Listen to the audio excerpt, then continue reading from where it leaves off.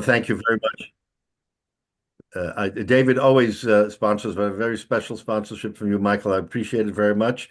And in the zechus of our learning, all of us should get an aliyah. It's not just those who learn and those who sponsor, but it's everybody who's involved makes this very special. So that we should continue on this derech, and it'll give us all tremendous chizuk and chizuk for Klal Yisrael. Really chizuk for Klal Yisrael.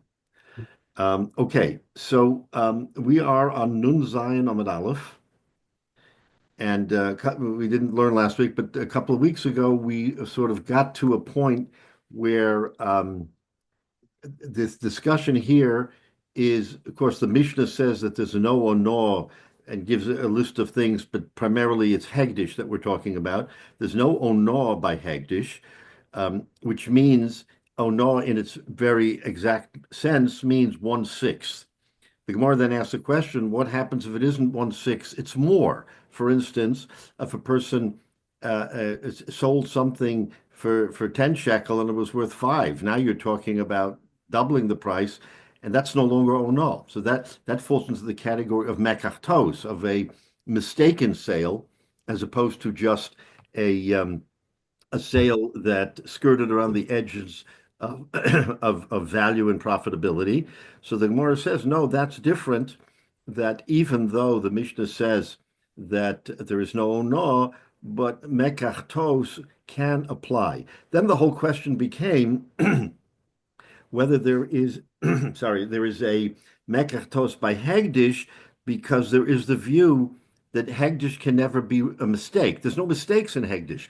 It's whatever it is, that's the right value. So using that approach, there's no such thing as a mistake, and whatever it is, it is. So the Gemara gave us an example in that particular case of someone who had a Hegdish item for a mana, and then he traded it for an item that was worth a pruta, much less in value, much more than a 6 reduced. And then the question became, is it a mistake? And can you undo what you did? And there the Gemara brought down, again, just to review quickly, they brought down the machlokes and told us at the end of the day that, quoting Shmuel, who was the incisor at the time, and he came out and said that it's okay. In other words, even though there's such a discrepancy, it's okay, and therefore we can go forward. And then we had a machlokes between Rabbi Yochanan and Rosh Lakish as to whether or not compensation, in other words, deconsecrating is midoraisa, and compensation is it midoraisa or midrabanan? Meaning that when you have to make up the difference of the value, is it a Torah ordained requirement that if you reduce the price by in this case 20-30%, you have to, the Torah says you have to make up the compensation, or is only the Rabbanan because they didn't want to make it look like kind of Hegdish is cheapened because you're trading something that is so expensive for something that's less expensive. But that's kind of the gist of where we are, just by way of background, so that we can now pick up the Gemara. And we're going to start on Nun Zayin Amud Aleph. Excuse me, Rabbi. Can I ask you a question? Yeah. If we made a chart and we had two columns, one is Onoa and the other is Mekachtos. Right. How do they compare at different parameters? In other words, if somebody charges, more than a 6th, it's an Avera, and he has what he can do about it. When it comes to Mekachtos, since it's a 100% rather than 6%, how does the options for the one who does it compare to the options of just 7%, 8%? So we're not talking about a mitzvah and avera. We're not talking about that because we're only assuming that it wasn't intentional, and therefore he wasn't looking to cheat somebody. But if in reality he sold it for a price discrepancy that is greater than what the Torah tells us is acceptable, then the question becomes, Jay, whether or not you can opt out. That's really where the big difference is That's between Mekach and Ono, is can you opt out? So we've learned in the past, of course, that at a sixth, the best you can do is be reimbursed because it's not an opt-out clause type of thing. It's a reimbursement kind of thing. Okay, he made a mistake, 1/6, fine, we'll pay it and move on. But once you get beyond a sixth, then it's already becoming, again, he may not have intentionally meant to to um, to raise the price so substantially, but in the real world, I mean, that should have consequences. So it's not in a mitzvah avera category. It's more in what rights does the defrauded party, let's call them, have, and so he has a right, an option. He has a right to recover the money or to null the deal. In the case of a six, you can't null the deal because we're just saying it skirts at the edge of what the Torah says is improper. So, but if somebody doubles the price, he's doing it intentionally. You can't think that it's a mistake. And so there should be different outcomes but there. but you see, but the Torah doesn't. You see, that's a good point. But the Torah calls it mekach. It does not give it the quality of a fraud. It says it's a mistake. Mistake. A mistake is not a fraud. A mistake is I don't know the prices, and I think I have a very valuable item, and I go into the marketplace and say, this is what it is. Now, maybe I didn't check with the marketplace. I didn't check with other sellers. Um, I had this happen to me many, many years ago in Eretz Yisrael. I'll tell you, it's an interesting story because it really impacts this situation. I was buying at the time, this is interesting, I was buying some jewelry and I intended to give it to my wife, who is not my who we were engaged. So I bought a piece of jewelry, and I bought it from a Sephardi Jew. It was a very unusual piece of jewelry. I, Bichlal, had no base of what the value should be, and I paid a certain amount of money for it. I was very pleased. Fine. I come back and I find out that that same, I think it was a bracelet, but that same piece of jewelry identical with the stones, with everything, could be bought at a substantial reduction in price. So I can't. I wanted to buy it. It wasn't a question of that, but I can't. I can't. I felt kind of foolish. So I went back. It was a from Sephardi Jew. So I went back to him, and I remember his last name was Katan. So I went back to him and I said, "Look, I want to buy this and everything else," and I bought it without any reservation. But I now see that this same thing is so substantially less in price. It's kind of not right. And to my surprise, he immediately said, "If you want, I'll refund you the entire money." So here was, I mean, he was a frum fellow, and again, this clearly was a case of mekachtos. He didn't know what it was worth. Well, he may have sold it because he felt that should be Yeah. the value for him. I had no idea. I was buying it just on the basis of this is something I wanted to buy, and I hadn't done homework. I mean, I was a yeshiva bacher. I hadn't done any homework, and I said I want to buy this. And so, but it turned out that he said to me, I will refund your money. So again, you see how this Gemara works, I have to wonder a situation like that because hopefully, but you never know. People have different. Money is money, you know. right? So it could be that he was trying to pull a fast one, but when he gets caught, he says refund. But I'll throw out another possibility, and I don't know whether you may say this may or may not have been the case there. He might have been expecting that on a big piece of jewelry that when they come in that they're going to immediately start haggling. So if he says it's $1,000 and he's got a price in his head, I can sell it. If I sell it between 500 and 600, I'll make a normal profit. And he may have been expecting they're going to come in and they're going to say, "Oh, I can get it for $200 in this place," and back Yeah, and forth and back and forth, and he knows that they're going to Negotiation. end up at the right yeah, price. yeah. But you come in to see a Shiva Bacher, you don't know anything from jewelry, and you don't know from haggling, and you see the price and it looks nice. You say, "Okay," and he wasn't going to turn around and say, Oh, don't you want me to give you a discount? You know, Right. that's a possibility. In other words, he may not have been trying to really, Yeah, and look, I did not find him in any way unscrupulous. I right. found him to be, again, what did I know, right? So here, and it's not that I didn't try to reduce the price, Menashe. I did try, and he said, "This is what I can do for you." So whatever the price was at the end, I kind of Right. felt he was doing his best. I liked it. I hadn't seen it anywhere. It was somewhat unusual. So then I said, "Fine, we'll do it."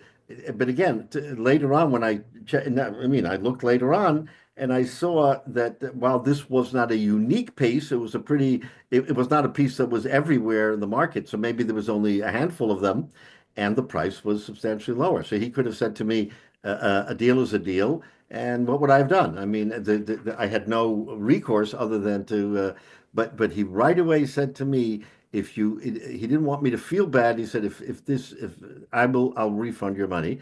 And he did. And he did. But again, you see again, you're right, Menashe. There could have been a lot going on beneath the surface, but let's assume, given Don Lekap's that he created this jewelry. He was his. I mean, he was not only the seller, but the manufacturer. He was the one who put it together.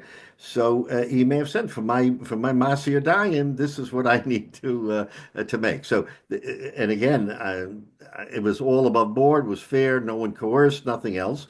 But you see, again, with an Erlich Hayid, that whether he knew this Gemara or not, or whether he felt that the price discrepancy between what he sold it for and what he could otherwise be bought was such that maybe he understood that the door was open for a mekach tos. I don't know. I didn't learn this sugi at the time. I didn't broach him and say there's a Gemara in Bava Metzia. I didn't do that, but it worked out that way. And now that I think about it, that's exactly what the situation is here. We're not worrying about mitzvah, avera, iser heter. We're worrying simply about people in commerce should be fair. The real question is if the seller really doesn't know what's fair. In other words, should he do his homework? He should go out in the marketplace and says, "Am I selling something way beyond what it should be in order to make a profit?" So therefore, all the Gemaras what we've learned have always included a seller being, quote, defrauded or a buyer, not just a buyer. Sometimes the seller is defrauded because he sells it at too low a price. He just didn't know. So if he sells it at too low a price, then the Torah is not going to penalize him. You should have done your homework and sold it at a higher price. We're going to say that it opens the door to either ono or mekachtos. So this whole issue of ono is not that simple as to So, how we treat both a buyer and a seller. another example comes to mind is the wholesale retail thing. You might have a wholesaler and he takes this thing and it costs him a dollar from the manufacturer and he sells them in bulk for $1.10. Hmm. And a retailer walks in, a retail customer walks in and says, "Hey, I just want to buy one of these." And he says, "Yeah, they're $1.10." And he doesn't think that at retail level I should make the retail guy would make, and I could sell it for $1.50. Right, And he's losing money in a sense. Again, right, because he doesn't know the full ramifications of the right, market. right. So again, that would be an interesting question as to whether or not the seller can then kind of that I sold it too low because if I was selling it retail, and remember we had in our Gemara we had discussions about selling it wholesale and retail. Remember we talked about where someone sells it at a wholesale price, so it's a different cheshbon than someone who sells it retail. Someone who sells it wholesale will always drop the price because he will presumably make it up in volume, whereas a retailer doesn't make up volume. Every sale is a sale. He doesn't know when he's going to get the next sale, so he has to make whatever is the maximum profit he can make on the retail sale, whereas the wholesaler knows if he doesn't sell it today, tomorrow there's a whole new batch of buyers who are going to buy from him. So there is a difference. To your point, Menashe, it's a good point. There is a difference between wholesale retail and what happens if someone who's thinking he's selling it retail, but it's really a wholesale price because he makes enough on that sale, even though it's de minimis, he makes enough on that sale not to have a higher price. So anyway, the bottom line is we see that this is a complicated area and it's not so simple, to say, oh, no is a no and mekach is a mekach. So the Gemara here wants to understand the Mishnah that says there's no ono by Hagdish.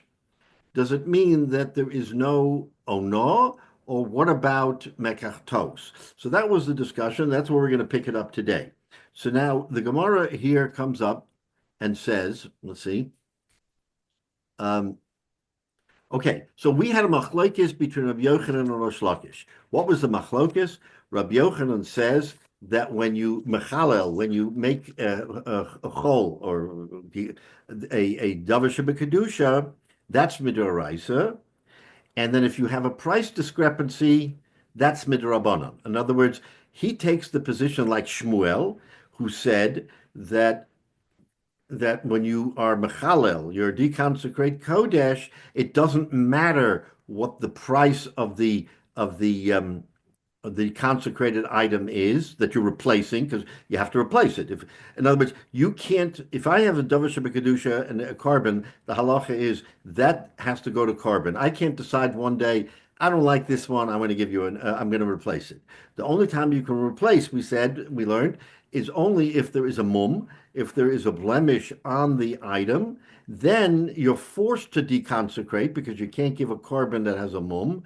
Then you have to buy something else. Then the question comes, if you replace it with something that is more than 1/6 or whatever the amount is it okay? Rabbi Yochanan says that it's totally okay, except the Rabbanan, they were machmir. Comes Rosh Lakish and he says, no, midoraisa, you have to, and what's the reason for it? Like we said before, because by Hegdish there's no mistake. A Hegdish is Hegdish. But as dealing with the Rabbanu Shalom, we don't say there is a toast, there's a mistake.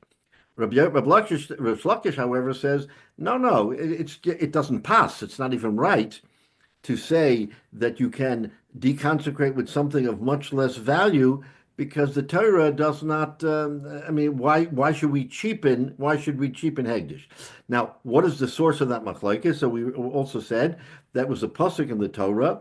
The Torah says in Vayikra, when it talks about values, it uses the word erkacha. Erkacha has kind of two meanings. One meaning, and Rashi talks about this. One meaning is it means literally values, that you have to replace it be'erkacha with a value of what you deconsecrated. So that would be the source of Rosh Lakish's view, that midoraisa, the word erkacha requires you to replace the carbon with something of equal value. So if it was worth a mana, it has to be a mana, or maybe around a mana. It can't be a pruta.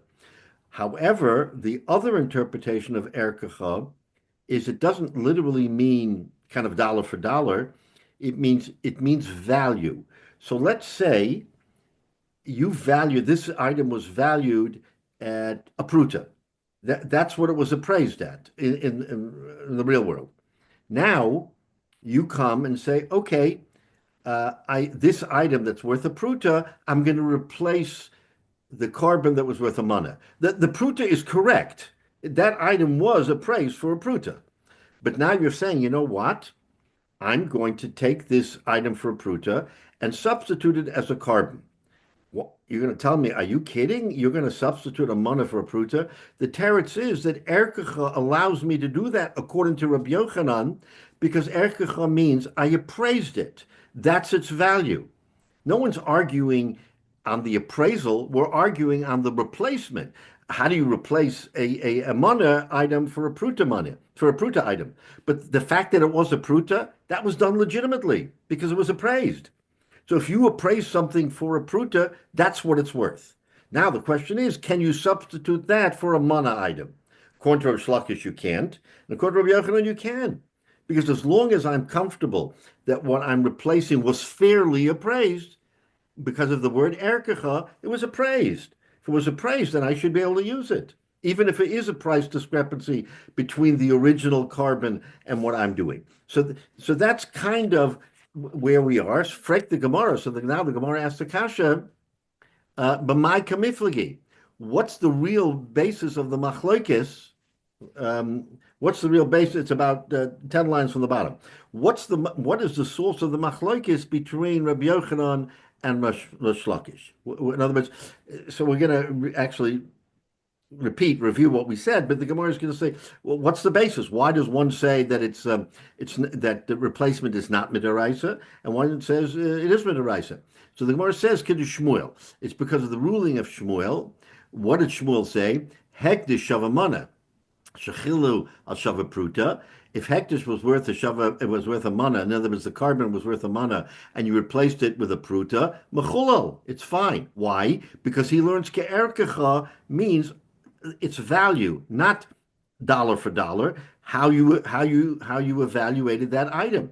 It just so happens that I'm going to replace this calf with another calf, and then the other calf is much cheaper, but it's still a valid substitute for a carbon. Right? So Marius led to Shmuel, Rabbi Yochanan holds like Shmuel, therefore he says, Midaraisa, you don't have to compensate Hegdish. The rabbi said, it doesn't pass. How are you going to take $100 carbon and replace it for $1 carbon? How do you work that? So therefore, the Rabbanan said, no, you got to make up the difference.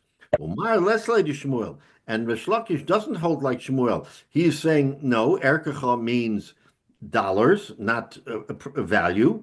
And if it's dollars, then you gotta buy something. You gotta replace the carbon with a mana with something close to a mana in order to make it shava b'shava.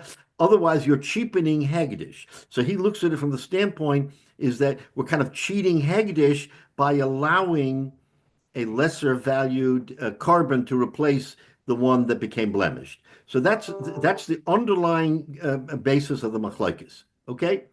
So that's how one Shita looks at it. Iboyis Ema. There's another way of looking at the machlokes between Rabbi Yochanan and Rish Lakish. How? The Kula Alma, the Islay, the Shmuel.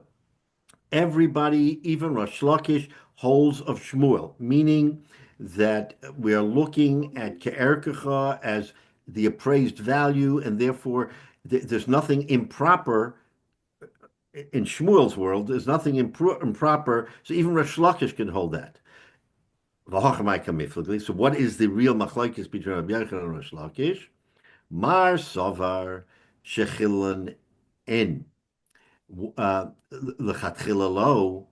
So now the machlokes is not about whether you can do it. The question is, can you do it, like we like to say, ab initio? Can you do it without reservation, or does it have to be a last resort kind of thing? So according to Rabbi Yochanan, he says, I have no problem. It's a valid exchange. So he would say, lechatchila, you can do it without reservation. Umar Sava and Rav Shlokish says, afila lechatchila. So Rabbi Yochanan says, afila lechatchila, you can do it. Rav Shlokish says, lechatchila lo, and b'diavad, you can do it. So in other words, he's not saying that you can't make the replacement. The question is, when you go into it, is that something you should at least initially hesitate to do and try to find a carbon that is more suited as a replacement? Or can you do it with abandon, and say, no, I'm the first carbon I find, I'm going to replace. It's with a pruta. That's okay. I'll take it. And then again, the machlokes here is not in Shmuel, because everybody agrees with Shmuel that you can do it. The question is, how do you look at Hagdish?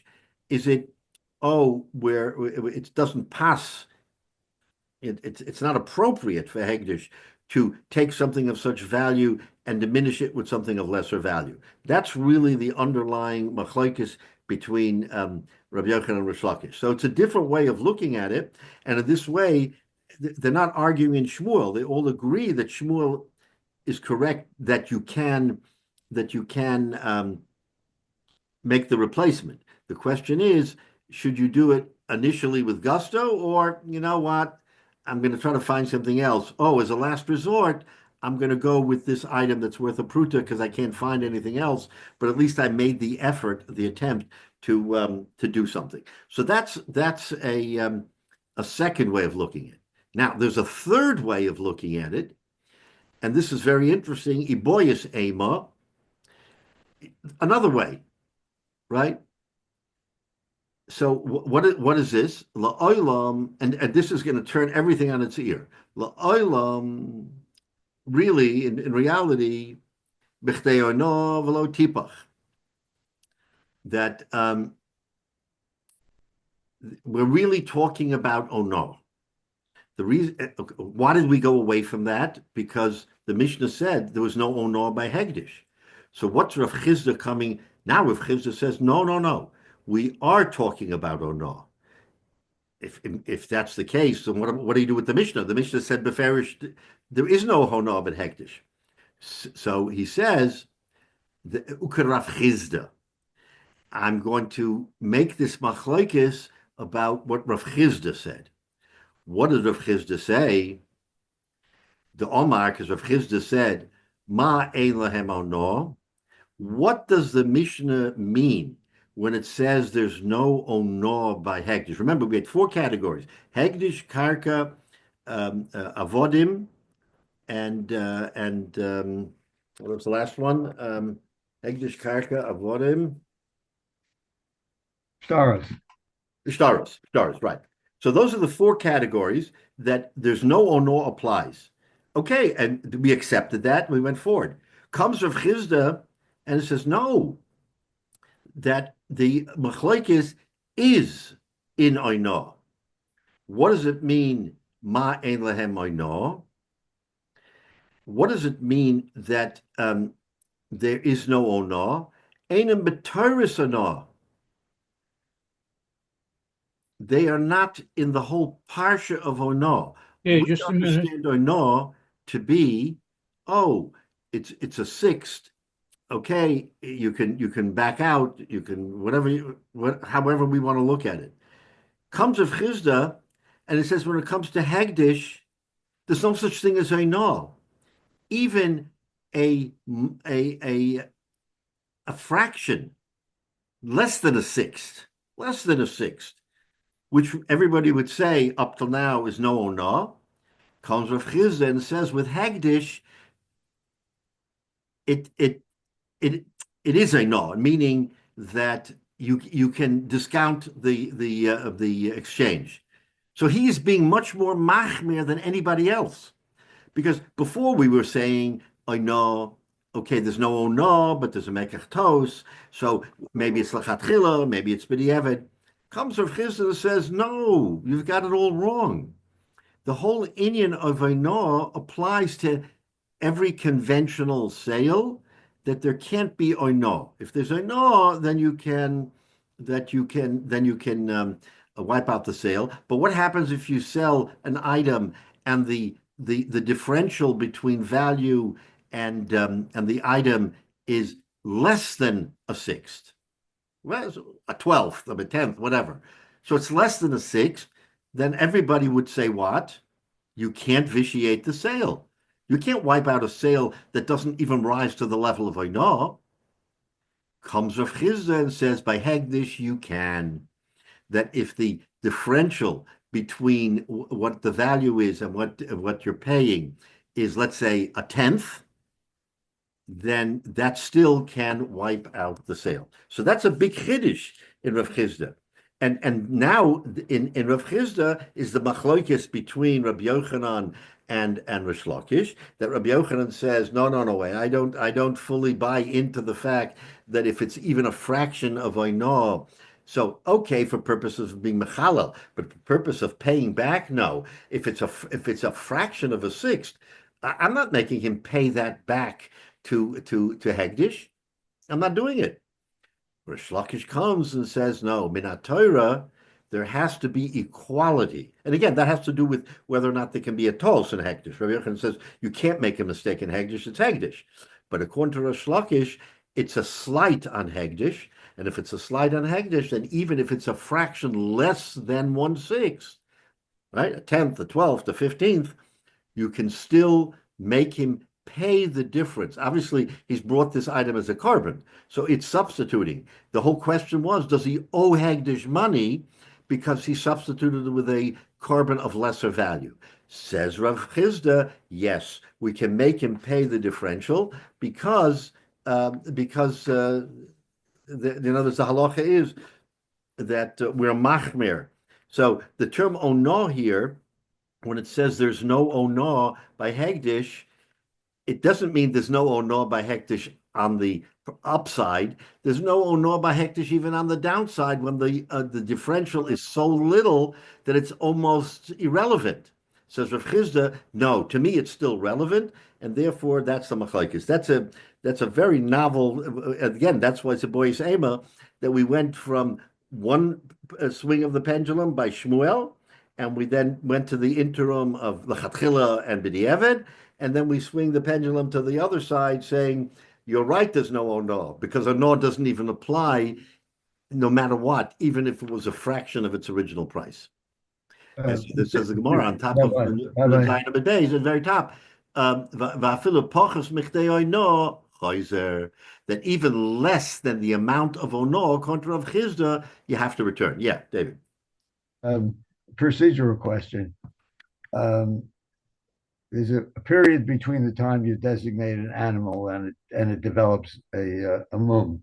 Now, I can imagine that some people came to Yerushalayim and bought the animals there, and there was a very short period of time between the time they bought the animal and they brought it as a carbon. If you lived far away from Yerushalayim, you designated an animal of yours, you were on your farm, you designated an animal, a period of time might elapse between the time you designated the animal and you brought it to Yerushalayim. Mhm. If it developed a mum on your farm while you were still outside Jerusalem and hadn't brought it anywhere near the temple, you were on your own. As far nobody else would know that a mum had developed. Were you obligated to tell when you came to the temple to tell the Gizbar Hegdish that you had originally designated another animal and you had to bring a substitute? Okay, so you're asking whether or not the animal in outside of Jerusalem had a mum. What did you do? You sold it, right? A mum doesn't mean that it's not usable. It can be a kosher animal that has a mum for carbon, but isn't a mum for purposes of, let's say, shechita. So you have to disclose outside of Yerushalayim, oh, I'm selling this item. You should know it has a mum, but it's 100% okay, which means maybe it's devalued a certain amount of money, and you sell it. Then you go to Yerushalayim and buy another animal in Yerushalayim, make the carbon, right? That's what we're talking about. Yeah. So your question is, do you have to tell the Gizba Hegdish that I am bringing this carbon because it's a replacement for the animal that I had, Chutz Yerushalayim, that I had to sell? That's your question. Yes.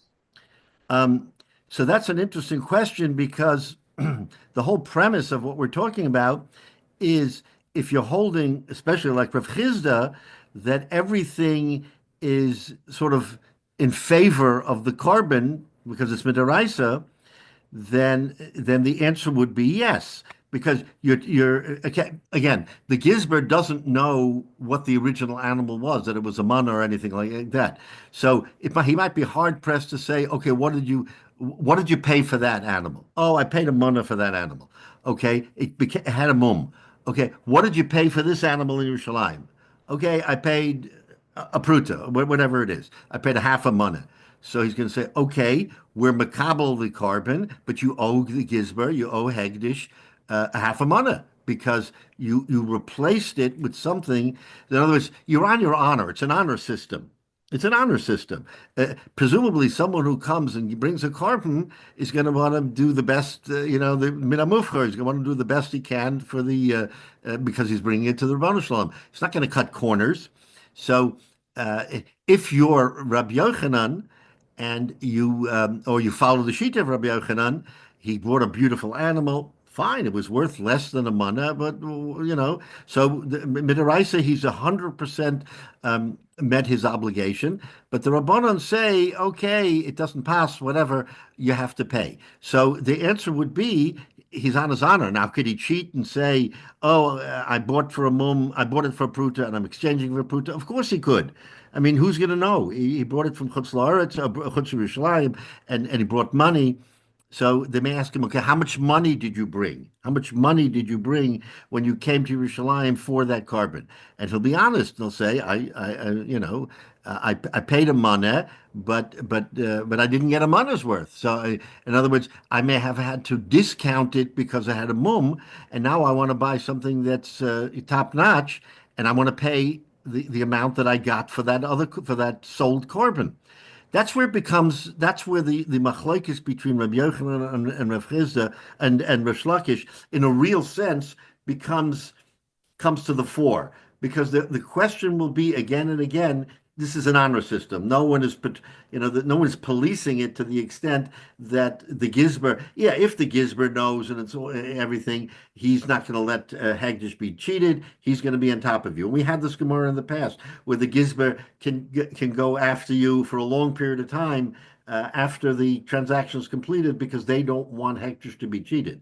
But here, if the Gizber isn't aware of anything, well, how would he know? So you're coming in, you're telling him this is what it was, this is what it is, and I'm replacing it. And he's saying, okay, how much did you pay? And then they have that discussion. And at the end of the day, he says, I paid a pruta. It's a beautiful carbon, and I paid a pruta. Maybe the market in Yerushalayim was so depressed that you could buy top of the line animals for lower price because it was supply demand and there were too many good animals, so they had to drop the price. Why should I suffer because I bought a beautiful animal and I paid less?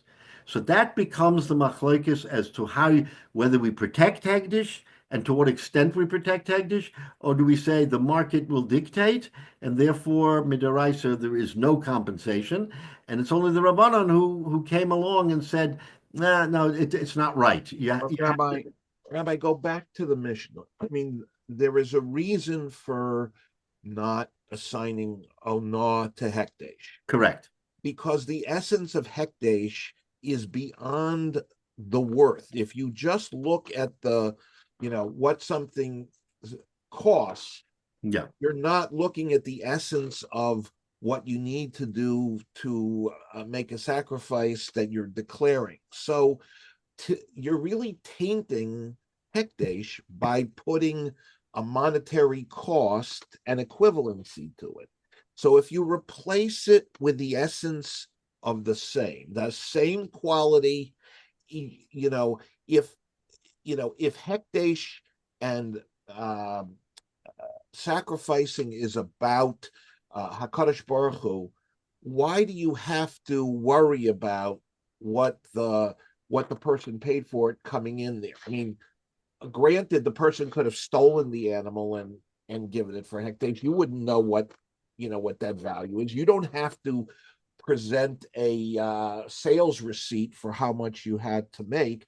So I don't understand Rav Chisda's position where you're saying, well, or the Rabbanan for that matter, because you're saying for that value, we want the value of that, and you got a better deal, so the value isn't the same. You're cheating, which is all about looking at the money and looking at the equivalency and not focusing on the essence of what hekdesh is. So how do you rectify that? How do you measure that against what these people are saying, which is it's all equated to money? Right. So it's a powerful question, and it's all going to turn on one word in the Torah. We quoted that word before, even though there's a machlokus of what erkecha means. Why did the Torah throw in a word in the middle of the discussion, ke'erkecha? What does that mean, ke'erkecha? So to your point, Michael, the fact that according to this Shita, Rosh Lakish, erkecha literally means what you paid. You can bring a carbon for a half a mana, it'll be beautiful. But once you go out on a limb and say, I'm paying a mana for this carbon, you've established your sort of bona fides that I'm going in to give a carbon for a mana. If there's a blemish on this, ke'erkecha tells me I've got to spend a mana. In other words, Rosh Lakish is saying that the erkecha makes you pay the money that you originally paid. You can't get a windfall, and I'm getting it for 50%. I could spend 2 mana for hekdesh that is an equivalent, but not as good as the original, but it still passes muster. And just because I paid more, correct, it's just it That's the seems- machlokes of Ke'erkecha. No, you're 100% right, Michael. It's an ambiguous situation where, like you say, you can buy a nicer animal for less money. Why should that not be what the Rebbeinu Shalom wants? He wants a beautiful animal, but if you had kavana for tzedakah, this is the power of tzedakah, by the way. If you have a certain kavana of what you want to give tzedakah, and that's going to be your if later you change your mind and say, you know what, in my mind I went too far down the road and I wanted to give $100 for this tzedakah, when in reality I'd really only want to give $50.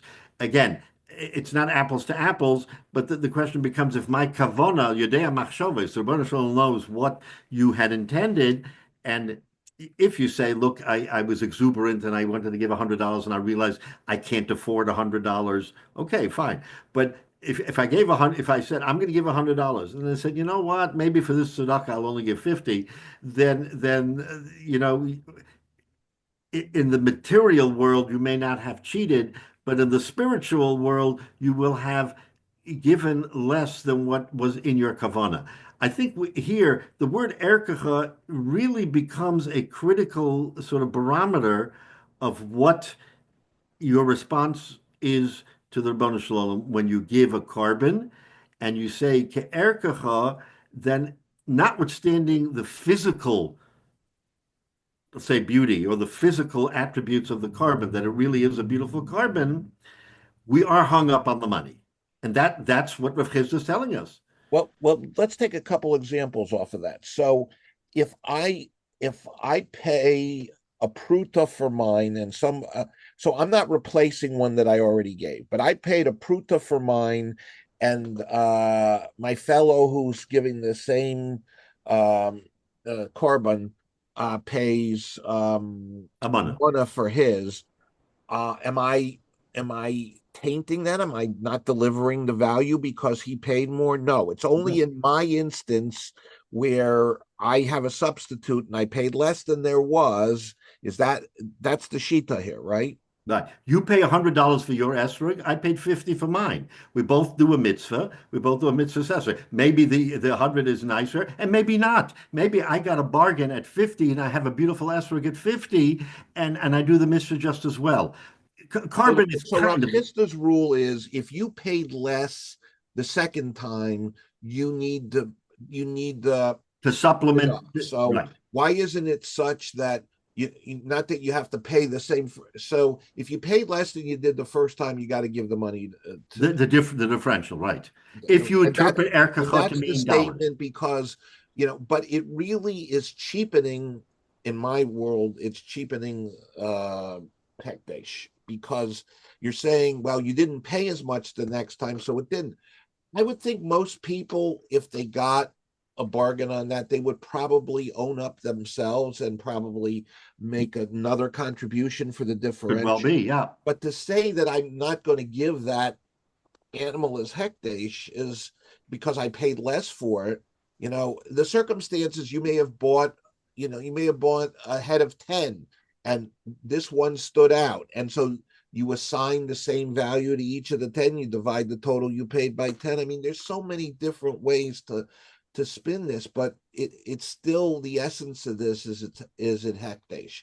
Yeah. So I mean, look, I understand the underlying frustration, but depending on what shita you look at, or Rish Lakish or Rabbi Yochanan, but it all turns on this one word in the Torah as to whether or not erkecha means dollars or it means value. If it means dollars, then literally it has to be the same dollar. If it means value and my item was appraised at a certain amount, then I'm home free. I can use it. But no, the fact, to me, erkecha doesn't mean dollars by virtue of the fact that no doesn't apply to hekdesh. If the Mishnah says that erkecha means value and not dollars, because hekdesh is not under no. That's the reason. Yeah. Again, you're pointing out how complicated this question is as to, and again, and if you're dealing with Rav Chisda, who at the end said, wait a minute, no, it doesn't mean on the upside, even on the downside, even if it's a fraction of an amount, it's still you can disqualify it. So we thought, oh, up to a sixth, no problem. You repay and everything good. It says with Chizda, oh no, if it's a fifth, if it's a tenth, a 12th, a 15th, it's still. That's when the Mishnah says there's no onah. It means there's no onah b'chlal, even on the downside. This is not. I mean, again, your point is well taken, and I think all the questions we discussed this morning are all.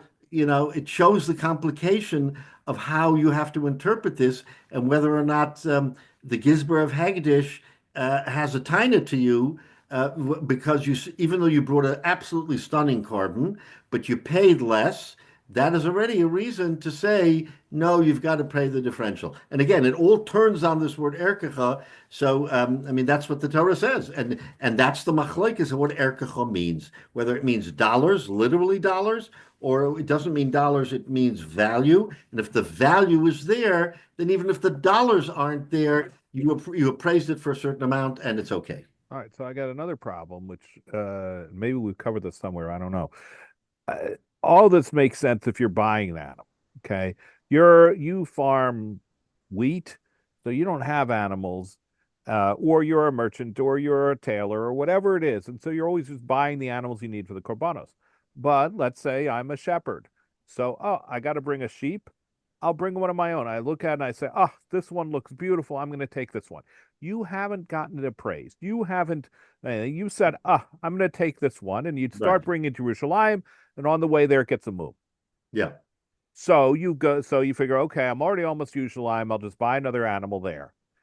If they asked, did you exchange this one for another? Yeah, I was going to bring this other one, but now it had a move and I can't. And so I sold it for, 10 shekels. But, and I bought this one for, maybe I bought this one for 10 shekels. But is it, so arguably you could say it's the same money, but no, this one without a move would have been worth more. But how much more? I don't know. I didn't try to sell it. But you can, once you come, the shepherd comes to Yerushalayim and he shows the animal that has the mum, and he said, and without the let's mum, say I sold you it can appraise it that it would have been worth a money, right? I went ahead and sold the animal to the chef's house there. So, I can't even show you the animal, Okay, so then again, now you're talking about complications that, and it might be that I don't even have a good sense of how much the animals are necessly worth, because most of the time I'm raising them to get several years of wool out of them. Correct. So that becomes a problem. How you evaluate if you no longer have it or you can't make that appropriate thing. It said, yeah, this is the gray area. So what does the Gizber have to do? The Gizber of Hektish has to sort of, shoot from the hip and basically try to recreate what it was, or say, it's fine, whatever you're bringing, there's no way of making a comparison to what it was before. So what you're bringing is valid. Again, we're not going to say he has to be the Gizber has to be Lefnim Mishur Sadin and go all out to figure out what. There's got to be some reality here. And in your case, the reality is we don't know what it was worth. So if he's bringing a replacement, that replacement is what's acceptable. If he knew or some way he can figure out, maybe he comes back. But if the Gizber can't figure it out, then there's no way we can put the onus on the Bala carbon to say, you didn't bring good enough carbon. You got to pay money. Pay money for what? Like you said, I brought my own and I brought a nice one. I didn't know what it was worth in the market. Now it has a mum. What am I going to do? So again, in that kind of circumstance, I think the Gizber doesn't have a leg to stand on to say, oh, you have to pay more money. More money for what? What am I comparing it to?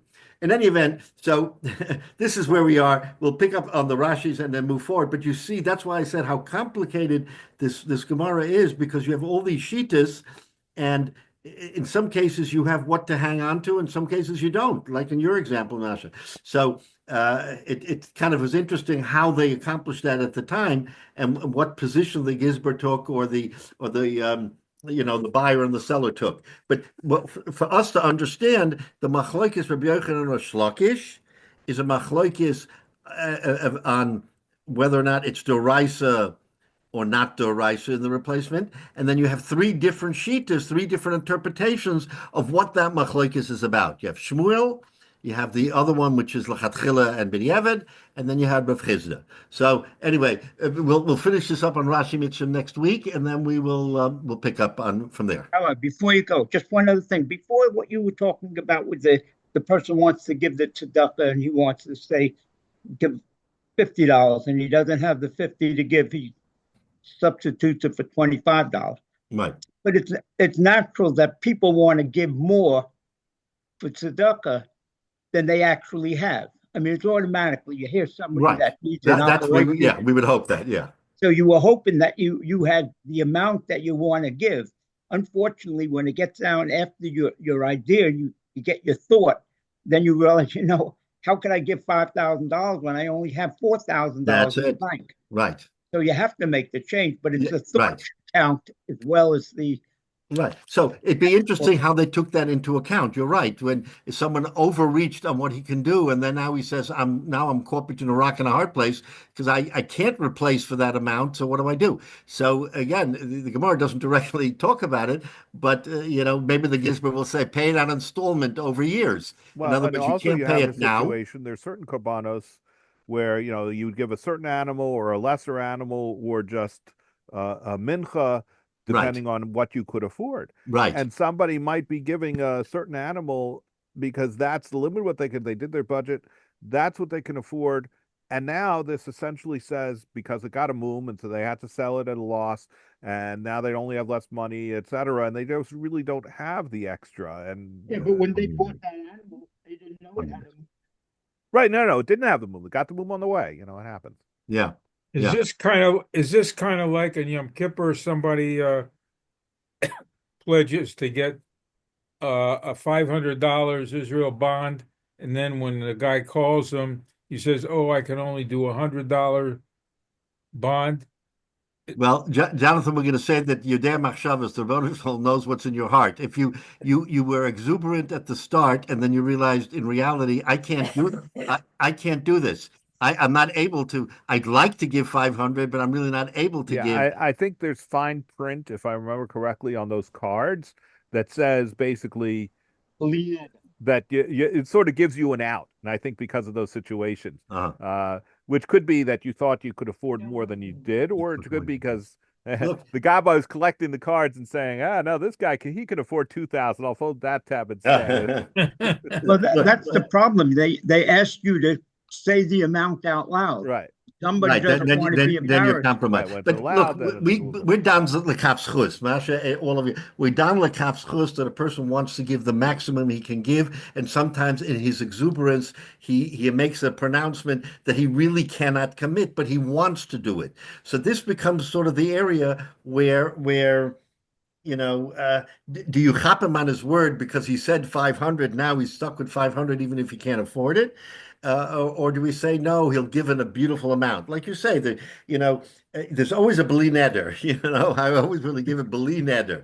So if I can't, for some reason, then I have an out. I didn't make a shvua, I didn't say, and that's what we, as Jews, that's how we approach everything.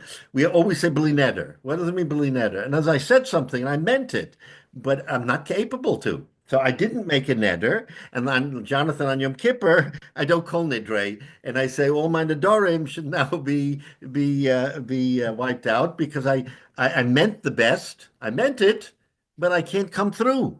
So anyway, fascinating discussion. So you say charge it to bli neder, right? The charge it to bli neder, exactly. Yeah. All right, sei gesund, everybody.